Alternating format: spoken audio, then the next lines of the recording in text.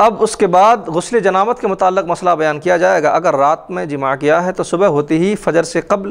فوراً غسل کر لینا چاہیے۔ اگر رات میں اس نے جماع کیا تو فجر کے بعد، ہاں اگر ایک رات میں اگر کئی بار اس کو جماع کرنا ہے تو اس کے لیے یہ طریقہ ہے کہ ہر ایک بار کیا کریں، وہ وضو کر لیں تو یہ بہتر ہے۔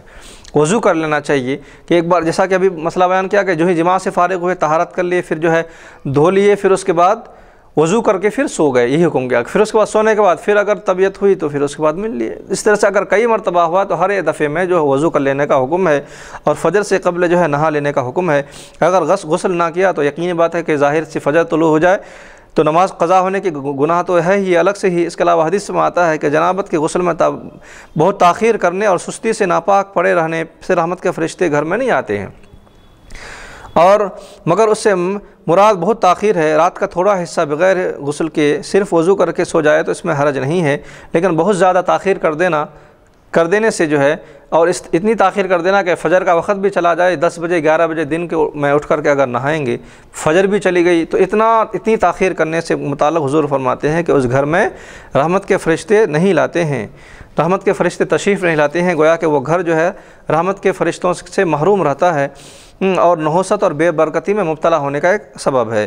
پورے گھر والوں کو مبتلا رکھا، اس نے بھی خود مبتلا رہا نحوست میں، اور جو ہے تمام لوگوں کو، گھر والوں کو، کیونکہ رحمت کے فرشتے وہاں سے کیا ہو گئے، دور ہو گئے، اس کی ناپاکی کی وجہ سے رحمت کے فرشتے دور ہو گئے۔ جب کسی مقام سے رحمت کے فرشتوں کا چلا جانا، یہ کیا ہے، یہ بے برکتی کا ذریعہ ہے، ایک نحوست کا ذریعہ ہے۔ تو اسی لیے جو ہے اس نے اپنے آپ کو، اپنے گھر والوں کو جو ہے ایسی حالات میں رکھا کہ جس کی وجہ سے جو ہے وہ خود نحوست میں رہا۔ حدیث میں اللہ کے نبی صلی اللہ علیہ وسلم ارشاد فرماتے ہیں کہ لا تدخل الملائکۃ بیتا،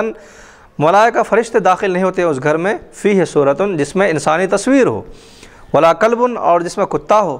ولا جنب، اور جس میں کیا ہو، ناپاک آدمی ہو، یعنی غسل جنابت کیا ہوا آدمی ہو۔ یا تین لوگ جس گھر میں رہیں، یا تین چیزیں جس گھر میں ہو، اس گھر میں رحمت کے فرشتے نہیں آتے ہیں۔ سب سے پہلی چیز تصویر، یعنی تصویر کیسے کہتے ہیں، چاہے انسان کی تصویر ہو، چاہے حیوان کی تصویر ہو، جنگلات، پیڑ پودوں کی تصویر نہیں ہے یہاں پر، کتابوں کی تصویر، کوئی سین ہے، کوئی تاج محل کی تصویر ہے، اس کی ممانعت نہیں ہے۔ انسانوں کی تصویر، جاندار کی تصویر مراد ہے یہاں پر، کہ چاہے وہ کسی بھی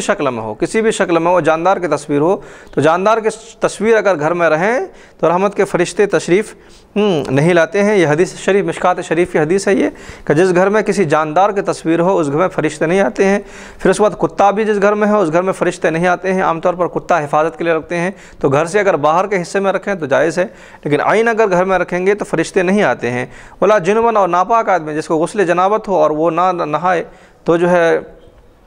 مرد آدمی کے لیے ہے کہ غسل جنابت ہے، اس کے اوپر نہانا لازم ہے، واجب ہے، لیکن نہیں نہا رہا ہو۔ اسی طرح سے ناپاکی کی حالت میں ہے تو اس گھر میں بھی رحمت کے فرشتے نہیں آتے ہیں، لیکن البتہ عورتیں اس سے مستثنیٰ ہیں، کیونکہ عورتیں اگر ایام میں ہیں تو وہ کئی دنوں تک اس کے ساتھ تسلسل سے رہتا ہے، اگر وہ نہائیں گی تو پھر وہ اسی طرح سے ناپاک ہو جائیں گے۔ لیکن اگر ایام سے فارغ ہونے کے بعد، کیا کسی کو اگر 5 دن کا ایام، 6 دن کا ایام آتے تھے، تو ان ایام کے فارغ ہونے کے بعد ان پر لازم ہے کہ وہ نہ نہا لے۔ اگر وہ نہ نہائے تو مرد اس کے اوپر سختی کرے کہ وہ نہا